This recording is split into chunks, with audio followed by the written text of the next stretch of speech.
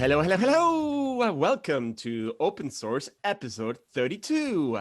I'm delighted to have you join us. And today we have a very, very special guest, Keir Finlow-Bates, who will be introducing himself in a moment. But of course, we have returning Mark Simpson and Rory Unsworth. Do you guys want to say hi? Hey, everybody. Merry Christmas. Hello. Hello. So, Keir, could you tell us a little bit about yourself? Right, so I'm Keir Finlow-Bates, and at the moment, I think I'm probably best described as a blockchain enthusiast and blockchain technology inventor, and these days an author as well in the blockchain space. Indeed. So actually, as being an author, I'd love to hear about the new book that you've recently published. And I'm curious to know, why did you want to write a second book? Right. Okay, so the book is called Move Over Brokers, Here Comes the Blockchain, and that's what it looks like. And in fact, just today, I hit the publish button on the ebook version. So nice. Now there's a softback, hardback, and ebook. So the only people who will not be happy are the ones who want to listen to a book. But I'm thinking to do something about that in the new year. We'll see how that goes. And I thought I'd write a book because you see in the blockchain book space that there's the technical manuals, and you see the kind of aimed at businessmen, don't discuss anything technical. And I wanted to produce something that was in between, something that maybe you're a teenager who's into computing, but also wants to know about entrepreneurship, or, maybe you fall into those two camps I just described, but you want to know something about the other one. So I thought I'd try to use some of the stuff I learned from people's comments on LinkedIn, on my videos, and some of the analogies I've come up with, pull them all together and tell an interesting and educational story. So that's it in a nutshell. Interesting. So we do have a lot of insurers who listen to our show. And when you say move along brokers, are you talking about brokers in the insurance space, or what do you mean by brokers? Well, I actually had to apologize to my broker because I have a patent broker, a guy who helps me sell the inventions that I patent. And he wasn't offended. And in fact, the only other couple of brokers I've spoken to found it really amusing, mainly because of the sort of punk reference in the title. And so it's not meant to cause any offense, but I think as a broker, the way things are going, you have to think to yourself, what is the value I'm providing? Because if you're just sitting as an intermediary taking a cut off the top and not doing anything, then I think your days are numbered. If you're adding value, for example, you have access to a market that other people don't have, or we have a reputation, then that's still going to have value even after intermediaries are displaced by something like blockchain or other decentralized systems. So it's not all doom and gloom for the brokers, but I think it is kind of start paying attention to what actually adding is value. Excellent. Oh, very well said. Thank you very much for that. Mark, could you tell us what is it in the news that you found interesting this week? I will, but one of the things I will say is Keir is super modest, so do check out his videos on LinkedIn as well, because he's a fantastic storyteller, and the way of making things that are complicated simple that people find engaging will be great. So I'm looking forward to seeing that in the book as well. But my for this week was around a public and private collaboration that includes 14 global reinsurers, and it's all about the risks for the supply chain for COVID-19 vaccinations and the other health commodities. So Lloyds and Parsel yesterday announced the launch of the Global Health Risk Facility. And so it's going to have literally billions of dollars of insurance coverage and risk mitigation services together to support distributing COVID-19 vaccines, as well as other support pieces. So it's phenomenal. I mean, they brought together the US International Development Finance Corp, and they've put 26.7 million into the facility. And what I also like as well is there's a new public-private syndicate out of Lloyd's called Syndicate 1796.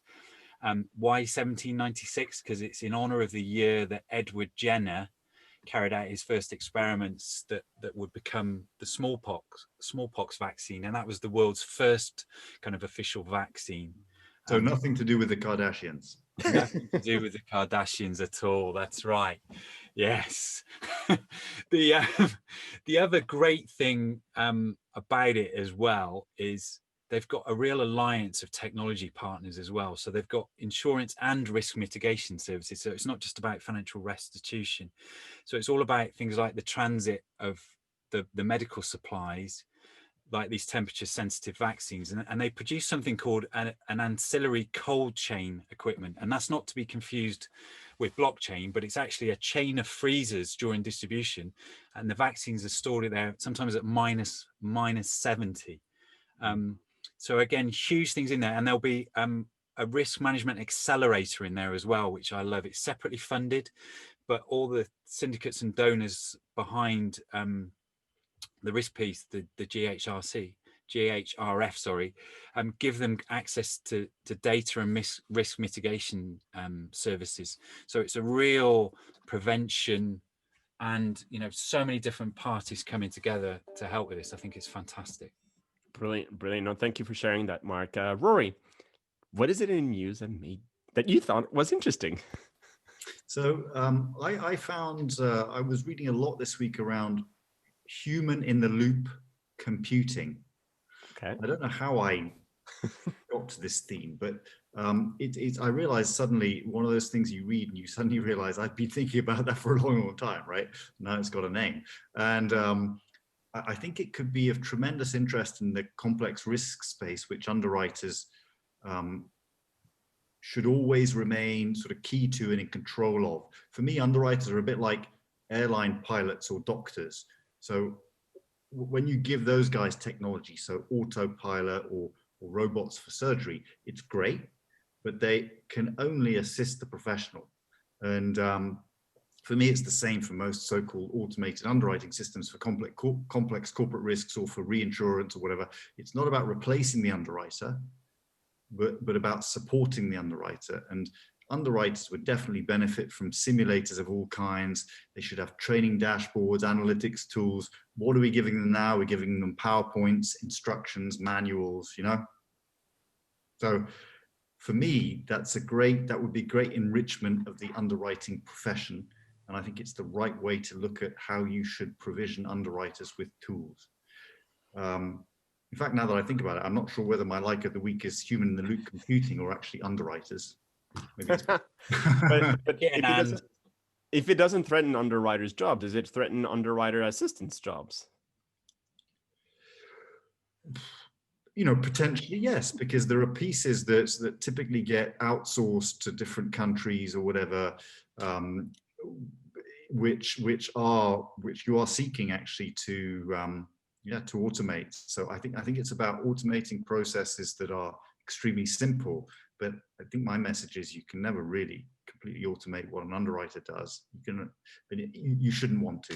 It would be the best way to lose. If you automate all underwriters and they disappear, you actually lose all your company's knowledge. It's all hidden in these black boxes. So human in the loop computing.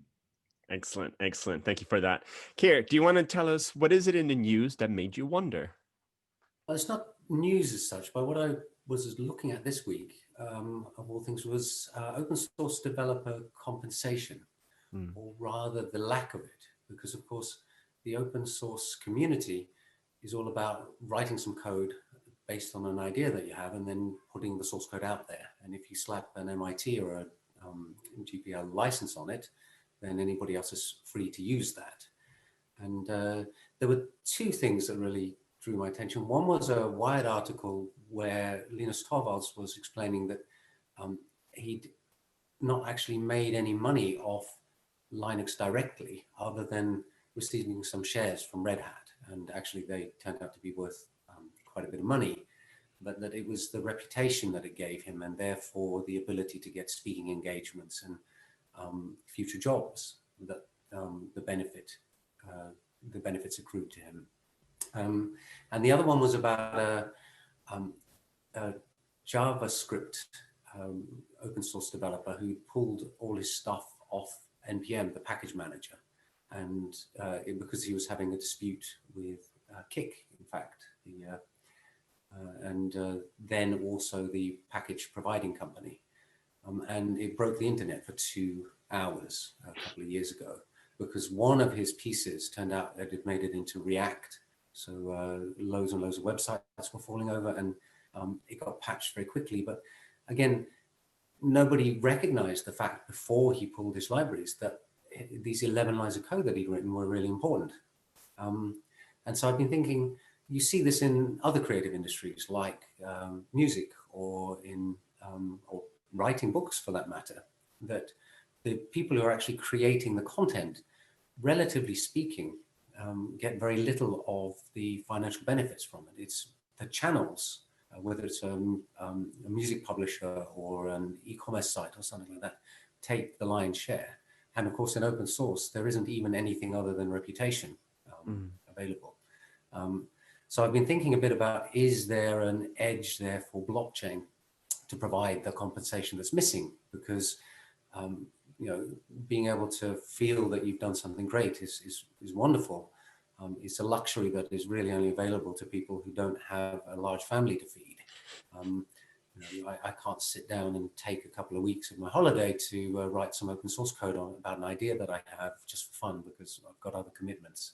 And I'm thinking in particular about things like, for example, the BAT token for the Brave browser, where you've got a model there that people are paid for their attention and content creators are paid for the content they provide. And there's not these intermediaries in the form of various organizations that are providing the communication channel rather than the content, taking huge cuts.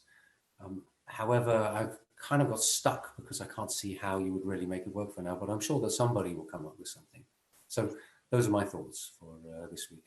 And it's a very worthwhile thought, because I remember when I interviewed Chris Ferris, head of open source at IBM, when I was doing the research in terms of pre-interview, I was reading and seeing videos about how, you know, there is this problem about, you know, open source developers who are contributing a lot of very useful code. But yes, unfortunately, reputation doesn't put food on your plate, right? Yeah. Nice to have. Yeah, and there's always this feeling that, well, surely the companies who benefit immensely from a library like OpenSSL or from whatever, from the Linux OS, that they will shunt some of the profits they make off to these projects. Exactly. But the evidence is that that doesn't happen, and of course, it doesn't make financial sense to the company. You know, why would you pay for something if you can get it for free? Companies are supposed to maximize shareholder value, whatever that exactly means, and giving hundreds of thousands or millions of dollars to open source projects, you know, it doesn't show up nicely on the balance sheet. So. But the problem about this is that, you know, they're not willing to provide a bit of compensation. I remember seeing this video that when something goes wrong with the open source code, they will go and harass the hell out of that developer who's not being paid to patch this up, but they will harass them. It's crazy. You know, if it works, we're not paying you. If it doesn't work, we're going to come and harass you. Yeah, I think it was the OpenSSL guys, when there was the Heartbleed. Yes, that's correct. And it turned out that it was like 2 part-time academics in Germany or something who'd been maintaining it for the last 5 years, and for no recognition and no compensation. And suddenly, indeed, they were starting to get some very nasty emails saying, how could you let this happen? So you're right.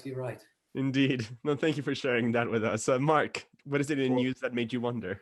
Yeah, just before, one I would add, Keir, is so Tech Mahindra started something on digital rights. So they've got something called the BCRMS blockchain for media creators to get paid with their work. There's a lot in music. I've just got one with Rocks.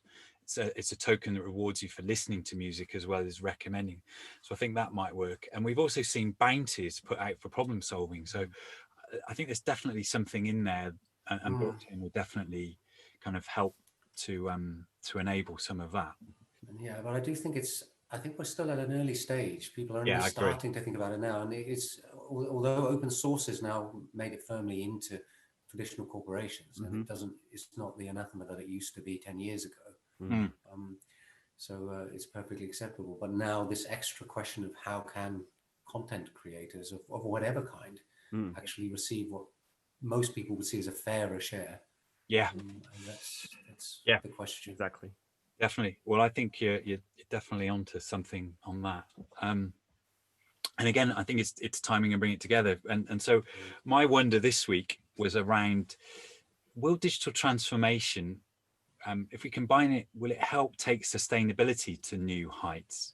So we've seen, and there've been topics on the show recently, both, and they've evolved, and we've seen COVID as a catalyst, but it not only an opportunity for companies to accelerate their adoption of digital, but will it keep their sustainability initiatives at the top of the list?